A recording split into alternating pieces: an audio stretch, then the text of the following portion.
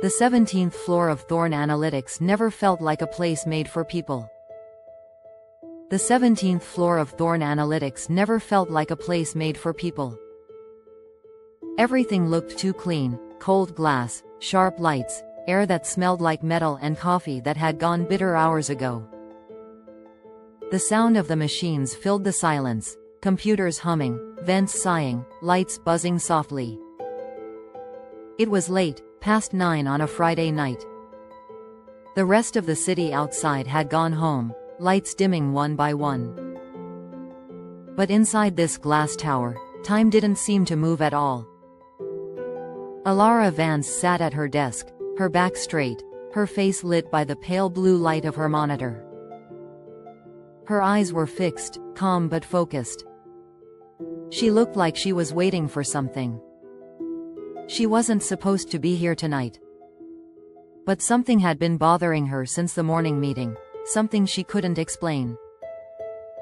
It was like a quiet itch in her mind that wouldn't go away. So she stayed.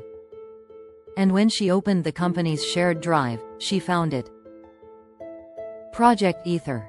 Data Optimization Initiative. Lead, Marcus Thorne. Her chest tightened. She froze, staring at the screen. She knew this work. Every piece of it, the clean lines of the code, the way the algorithm predicted outcomes, the simple beauty of the data design, it was hers. Her work. Every part of it. And yet, his name sat on top of it, glowing in bold. She clicked File Info, her hand steady even though her pulse wasn't. Document Author. E. Vance. There it was. Her proof. Her signature buried inside the system like a ghost. Marcus Thorne, the company's golden executive, the man everyone admired, had stolen from her. Again. He had taken her ideas, polished them, and presented them as his own. And now he would be rewarded for it while she sat quietly at the back of the room, pretending to be proud. Alara stared at the screen. Her face showed nothing. But inside, something very precise began to move. Not anger. Not tears. Just calculation. She looked around the silent floor. The office lights reflected on the glass walls like 100 small mirrors. She could hear the city far below, a car horn, faint music, the soft hiss of rain starting. She thought of Marcus. His habits. His patterns. The things other people didn't see. He saved files without backups. He never checked permission settings. He trusted the system more than the people who ran it. Every system has a weakness. Every man has a blind spot. Alara leaned closer to her screen. Slowly, she opened a new folder. She named it Clockwork. Then she began typing, not words, but code. Small, harmless-looking lines of code. Little loops that would move quietly through the system like whispers. Nothing destructive. Just enough to plant a seed, to tilt things slightly off balance.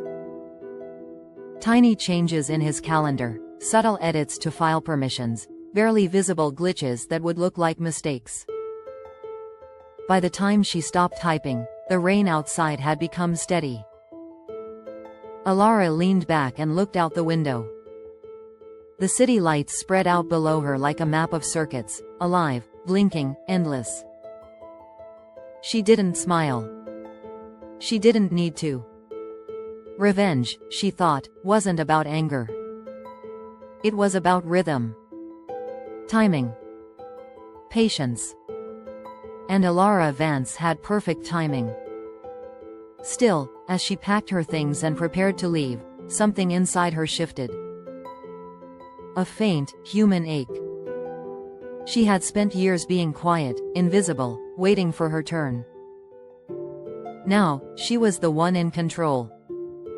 But deep down, a quiet thought whispered, once you start rewriting a system, How far will you go before you can't stop? The elevator bell rang behind her. She didn't turn around. She just stood there, watching her reflection in the glass, cold, calm, and finally awake.